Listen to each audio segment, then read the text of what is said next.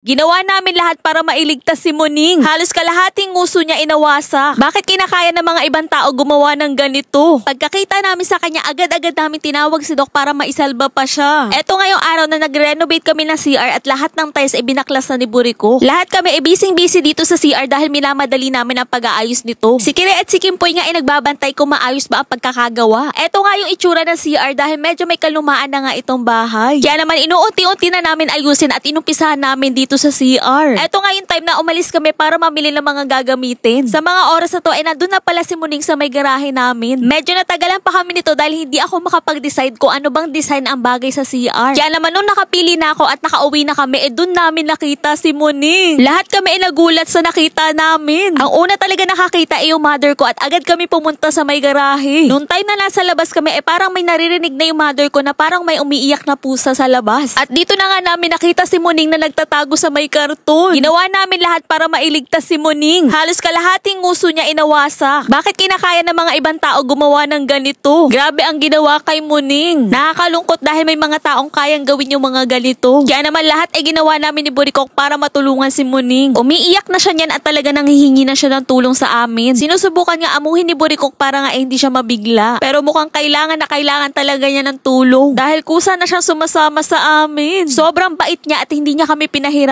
Kitang-kita sa kanya yung nararamdaman niyang sakit. Sobrang sakit isipin na nangyari kay Muning. Talagang hinayaan niya si Burikok na buhatin siya. Diyan namin siya inilagay para nga madala na siya sa vet. Hindi ko alam kung anong dahilan kung bakit dito siya sa amin pumunta. Pero nung una namin siya nakita, talagang ginawa namin lahat ng pwedeng gawin para mailigtas siya. Dinala agad namin siya sa vet para nga mailigtas si Muning. Nung nakauwi na nga kami, inilagay muna namin siya sa may cage. Pero bigla siya nakawala at nakita na lang namin siya dito sa may ibabaw ng sasakyan namin. Medyo okay na siya nito at hindi niya na masyadong dinadaing yung sakit sa may nguso niya. Ang sabi nga sa amin ni Doc parang sinadyang paluin yung nguso niya. At ang sabi nga ng mga kapitbahay meron silang narinig na palo at boses ng pusa. Asa na magulang mo? Ano kasing ginawa mo?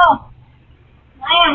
Etong mother ko nga ay kinakausap si Muning at talagang sumasagot din siya. Ang iniisip namin nito baka meron siyang poor parent at hinahanap na siya ngayon. Eto ngayon pangalawang araw niya sa amin at talagang pinuntahan na kami dito ni Doc. Sobrang nalungkot kami lahat sa nangyari kay Muning. Kahit si Doc talagang alam na parang pinalo nga si Muning. Sabi nga sa amin ni Doc medyo magastos to dahil hindi biro ang nangyari kay Muning. Pero isa lang ang sinabi namin kay Doc. Kung yun lang ang makakapagpaligtas sa kanya gawin niya na lahat. Eto ngayon pangatlong araw niya na sa amin at nililinisan ni Burikok yung nguso niya. Medyo okay na siya nito at nawala na ang pamamaga sa may nguso niya. Hindi ko alam kung bakit sa dinami-dami ng pwede niyang puntahan dito pa talaga sa amin. Napakalakas talaga ng mga pakiramdam nila. Alam na alam nila kung sino yung mga taong dapat lapitan. Pagkatapos ng gabing to nakawala ulit siya sa may cage. Bigla na lang siya nawala at 2 araw na nga ang nakalipas. After 2 days na umalis siya dito bigla siyang bumalik. Nagulat kami lahat dahil bumalik siya at dire-diretso ang pasok niya dito sa bahay. Dumiretso agad siya dito sa may CR dahil alam niya lang dito kami. Noong unang nakita namin siya hindi siya nakakalakad. Pero ngayon nakakalakad na siya at parang walang nangyari sa kanya. Hindi namin alam kung ano ba ipapangalan sa kanya dahil tinatanong kami ni Doc kung ano ba ang name niya. Sa tingin niyo ano ba magandang pangalan ang dapat ibigay sa kanya?